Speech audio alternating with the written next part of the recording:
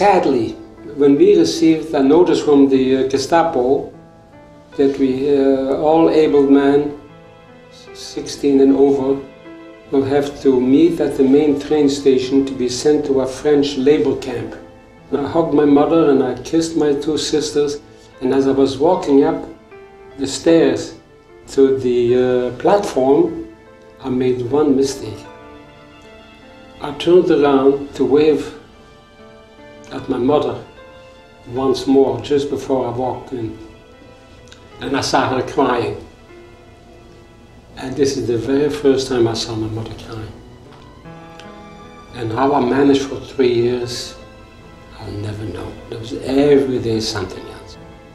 Well, as we stood completely in the nude, October 1942, cold. Not only in the nude, we even had to leave our shoes. And I saw little Albert standing beside me, and I whispered sideways and said, "You didn't take off your shoes." And he started to cry. He says, "Well, the new shoes, his mother bought them for him just a couple of weeks ago. And I just hope for the best." And what I expected happened. The SS walks by, he says, "You didn't take off your shoes." And he started to cry. He said, "The new shoes, my mother bought them for me a couple of weeks ago." The SS takes out his revolver. He says, "These are new shoes. Your mother bought them for you a couple of weeks ago," and he just shook his head and shot him right between the eyes. And I still, today, 65 years later, I could still feel the warm blood on my legs, because blood was sputtering all over. And this is another experience I had. So it goes to show you, it's a miracle I'm still here. And that's why I know I have to keep talking about it. And lastly, why it's so important, because the Holocaust deniers. When you hear the Holocaust deniers, I can't find the words to describe it. How can they honestly believe that it didn't happen when I'm standing right in the front of them? I don't know.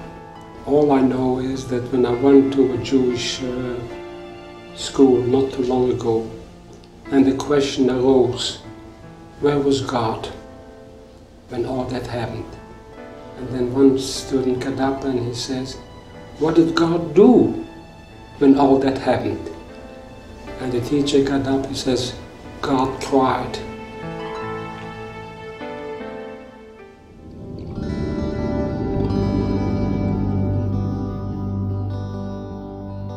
It was really in my second year of university, once I was already the president of Hillel, that I discovered the necessity of being comfortable with being a Jewish Canadian, with being comfortable with being a Jew in a secular environment, being comfortable with defining Judaism for myself.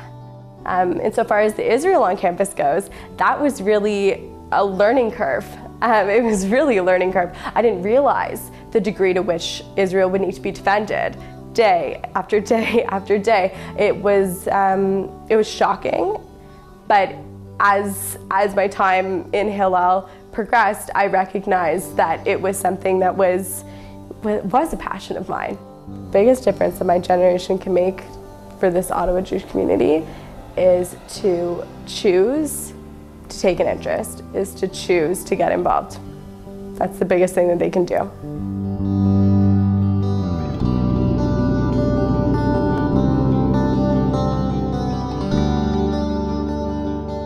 I've had the privilege of going to Israel on numerous occasions over the years, and to see where our money here from Ottawa goes and what it does. One of the things that stands out for me was a trip that I took back in, I think it was around 2003. It was when things were really bad in Israel with the suicide bombings.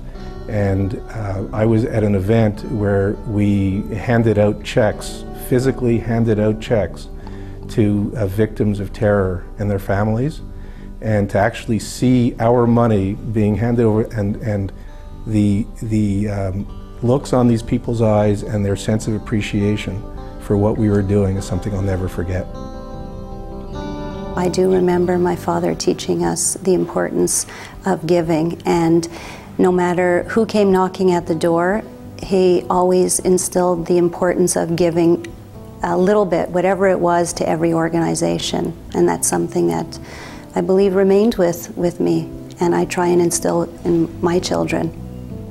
One of the challenges that we have as a community is that we can never have enough volunteers, we can never have enough donors.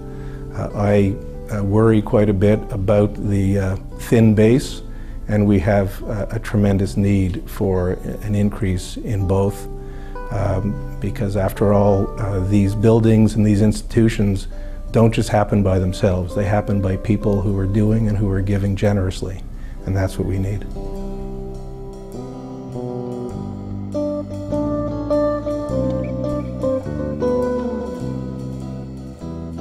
Jordan's been on the list to get into Tamir for, I guess, since he was 17, 18, and so we waited about three and a half years before the spot became available. And as you get older, you start wondering what's going to happen, you know, when you get to be 60, 70, 80, 90, if you're still alive, what's going to happen to your child? And it's having a place like Tamir, it's a relief.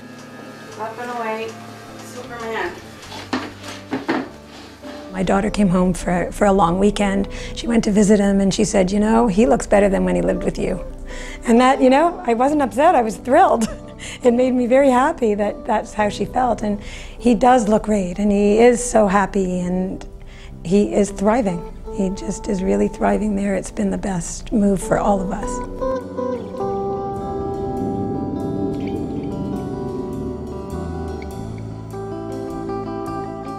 I'll never forget the day that my mother went to Hillel Lodge. She was very scared, she was very nervous, she didn't want to go. She had gotten used to being where she was for 6 or 8 months. And the second that we wheeled her in the door, and there was hellos from all these people that she knew or had known earlier in her life, it was immediate comfort. And everyone went out of their way and continued to go out of their way for all the time that she was there to give her an extremely positive experience. And she was on the 3rd floor where it's not such a heavy level of care. My father was on the 2nd floor where it's a very heavy level of care. But, you know, the compassion was equal. And that they could be there together, and that my aunt was there as well, my mother's sister.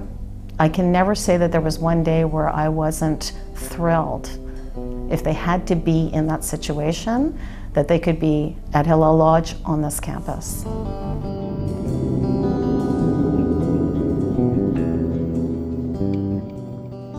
We're all one big family, and so we do our very best to look after each other, to respect one another, and to work toward making sure the family is strong, vibrant, and will continue into the future. That, to me, is a big part of being Jewish.